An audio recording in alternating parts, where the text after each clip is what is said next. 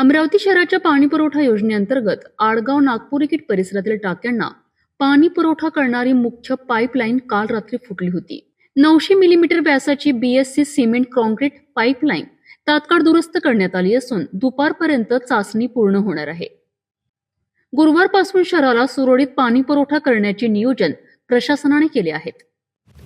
अमरावती पाणी पुरवठा योजनेअंतर्गत जलशुद्धीकरण केंद्रांवरनं आडगाव नागपुरी गेट परिसरातील टाक्यांकडे जाणारी 900 मिलीमीटर व्यासाची BSC सिमेंट कॉन्क्रीट पाईपलाईन काल रात्री फुटली होती. या घटनेमुळे संबंधित भागातील पाणी पुरवठा तात्पुरता विस्कळीत झाला.